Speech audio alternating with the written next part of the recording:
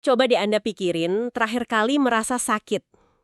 Kalau saya minta dinilai dari skala 1 sampai 10 seberapa parah, mungkin Anda jawab 7. Oke, itu angka. Data kuantitatif. Tapi angka 7 itu kan nggak cerita apa-apa soal rasanya, ya kan? Nah, sekarang coba gambarkan rasanya. Apa rasanya tajam, berdenyut, atau mungkin menyebar gitu? Nah, ini adalah cerita. Ini data kualitatif. Kita sering banget ketemu dua hal ini, data angka yang dingin dan cerita personal yang hangat. Dan seringnya mereka terpisah. Angka nggak punya jiwa, sementara cerita yang nggak punya skala. Gimana kalau kita bisa menjembatani keduanya?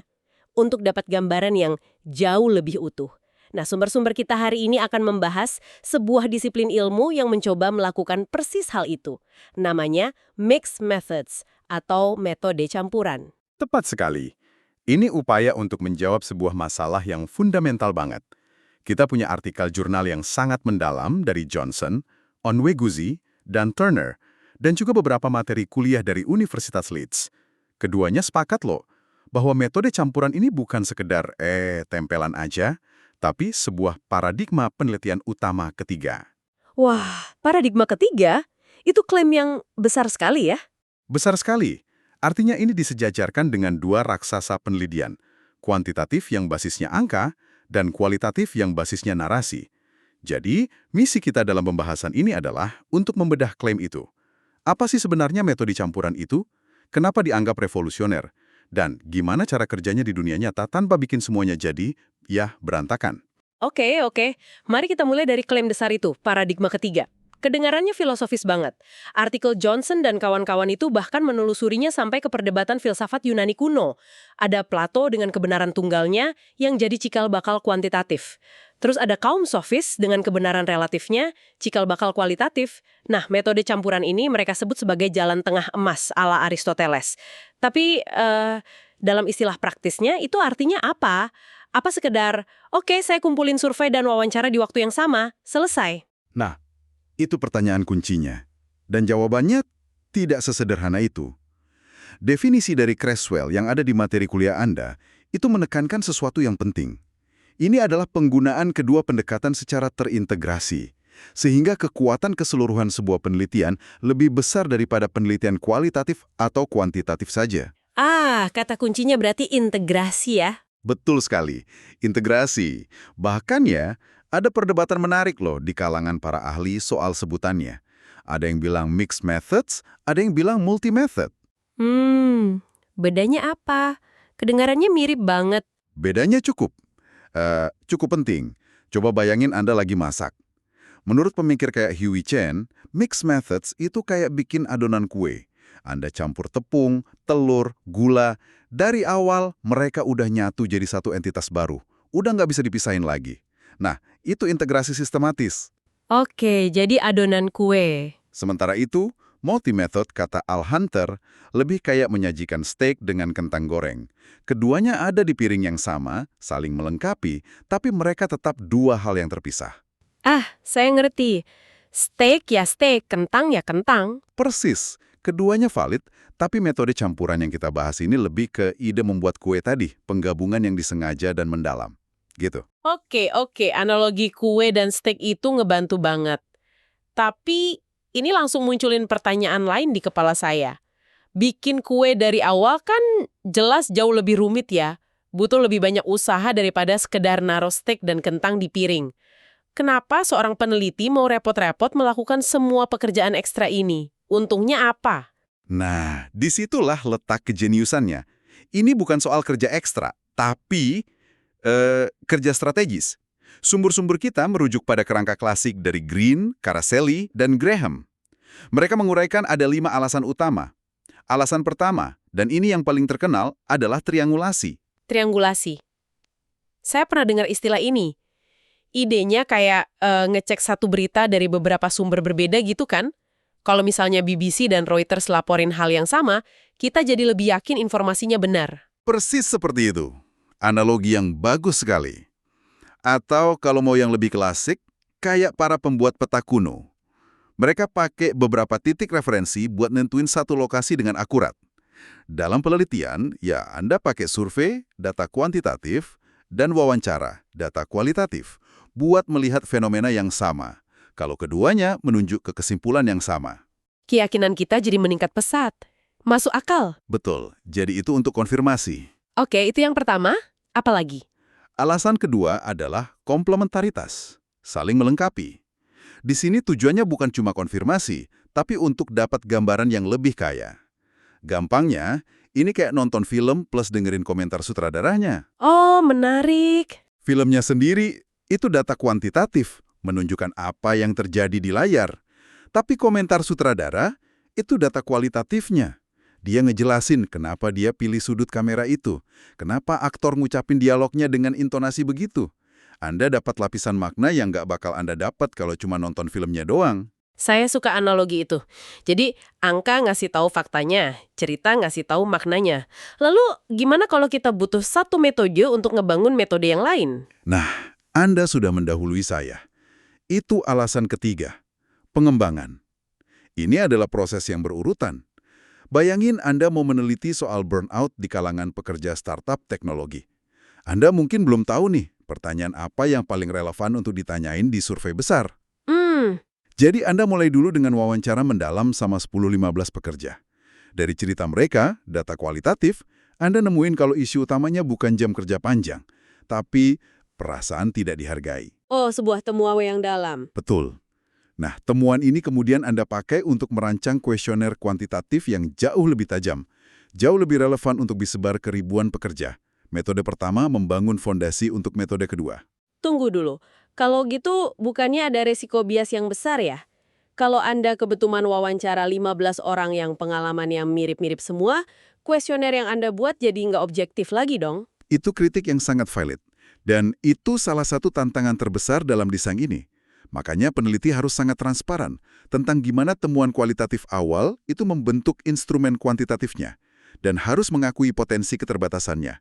Ini menunjukkan kalau metode campuran itu menuntut tingkat keahlian dan refleksi diri yang lebih tinggi dari peneliti. Tapi mari kita lanjut ke alasan keempat, yang menurut saya paling seru, namanya inisiasi. Inisiasi, artinya memulai sesuatu yang baru. Tepat. Ini terjadi ketika hasil kuantitatif dan kualitatif Anda justru Saling bertentangan. loh, bukannya itu berarti penelitiannya gagal? Nah, disitulah bedanya. Bayangkan Anda seorang detektif. Data kuantitatif, laporan forensik, bilang ada sidik jari pelaku di gagang pintu. Tapi data kualitatif, kesaksian saksi mata, bersikeras pelakunya pakai sarung tangan tebal. Wah, datanya nggak cocok. Pada pandangan pertama, ini kayak kegagalan kan? Tapi bagi peneliti metode campuran atau detektif yang baik, kontradiksi ini bukan akhir dari kasus. Justru disitulah misteri yang sebenarnya dimulai. Ini memicu pertanyaan baru yang lebih dalam. Kenapa ada kontradiksi? Mungkin ada saksi lain. Apa laporannya keliru? Kontradiksi justru menjadi sumber penemuan baru. Jadi anomali atau kejutan itu dianggap sebagai data, bukan kesalahan. Itu mengubah cara pandang sih. Oke, tinggal satu lagi ya. Ekspansi, yang besar dan kompleks banget. Misalkan, Anda mau memahami dampak pembangunan bendungan baru. Pertanyaan soal dampak ekonomi, berapa listrik yang dihasilkan, berapa biayanya. Itu paling bagus pakai data kuantitatif, angka-angka. Tepat. Tapi pertanyaan soal dampak sosialnya, gimana kehidupan komunitas yang tergusur, gimana budaya mereka berubah, itu cuma bisa dijawab lewat cerita, etnografi, atau wawancara kualitatif. Jadi Anda pakai metode yang beda untuk menjawab bagian-bagian yang beda dari satu teka-teki besar. Oke, jadi secara teori tujuannya kuat banget. Konfirmasi, pengayaan, pengembangan, penemuan, dan perluasan. Tapi ini semua masih terdengar agak abstrak. Saya jadi penasaran kalau kita beneran masuk ke lapangan, wujudnya kayak gimana? Gimana cara mereka ngegabungin dua dunia yang beda ini tanpa bikin semuanya jadi berantakan seperti yang saya bilang tadi? Pasti ada resepnya kan? Tentu saja ada resepnya. Atau lebih tepatnya, cetak biru. Materi kuliah dari Leeds yang Anda berikan itu menjabarkannya dengan sangat baik. Ada dua keputusan kunci di awal. Prioritas dan urutan. Prioritas dan urutan? Prioritas itu artinya, apakah ada metode yang lebih dominan? Mungkin ini studi kuantitatif besar, kita sebut kuan, yang cuma dikasih sedikit warna dari kutipan kualitatif atau kual. Atau sebaliknya, studi kualitatif mendalam, kual, yang didukung beberapa data statistik, kuan. Atau bisa juga keduanya setara, kuan plus kual. Dan urutannya jelas mana yang duluan. Tepat sekali. Dari kombinasi prioritas dan urutan inilah muncul desain-desain yang berbeda. Ada 4 desain utama. Yang pertama, desain triangulasi atau konvergen. Di sini, data kuantitatif dan kualitatif dikumpulin barengan tapi terpisah. Kayak 2 tim kerja paralel gitu ya? Persis. Satu tim nyebar survei, tim lain melakukan wawancara. Baru di akhir mereka kumpul, taruh kedua set data di atas meja dan lihat, ceritanya sama nggak nih?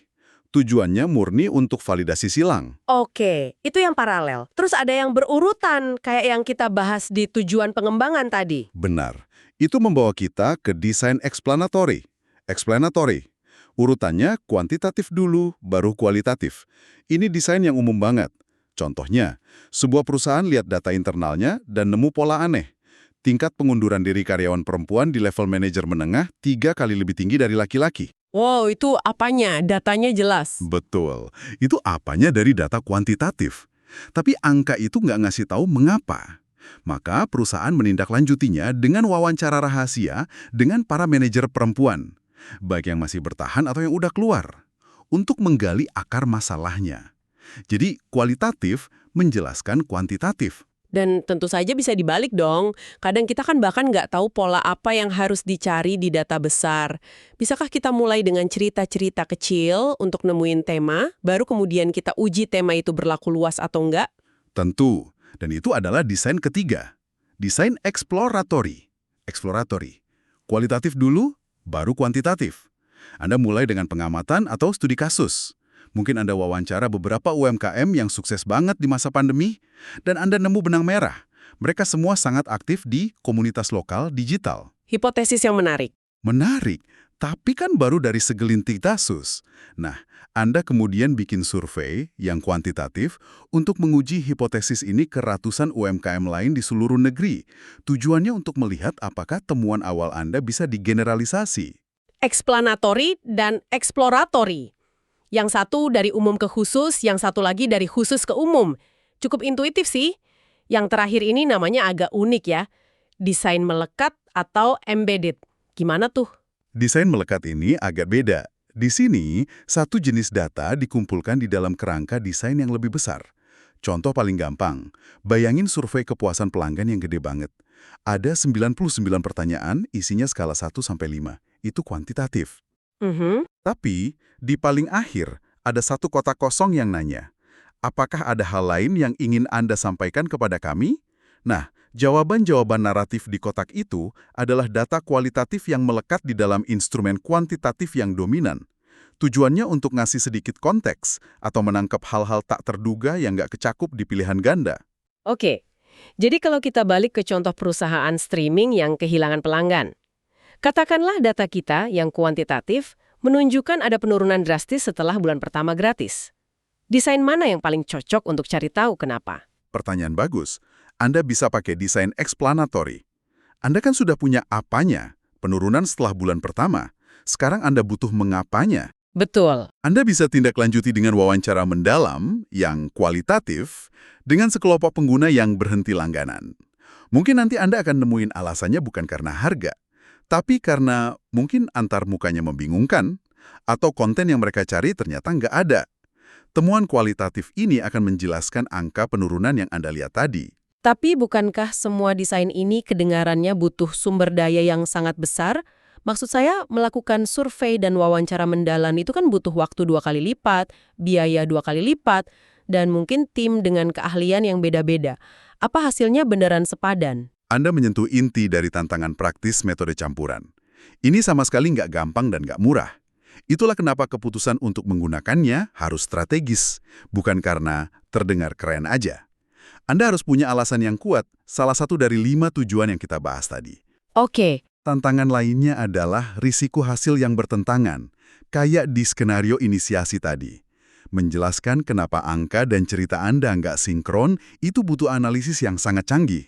Dan ada juga bahaya yang disebut hubungan tuan pelayan atau master-servant relationships. Hubungan tuan pelayan. Iya, di mana metode kualitatif cuma dipakai sebagai hiasan. Sekedar masukin 1-2 kutipan wawancara di laporan survei yang masif tanpa dianalisis secara mendalam. Nah, itu bukan integrasi sejati.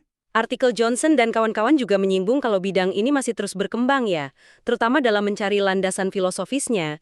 Mereka menyebut aliran pragmatisme.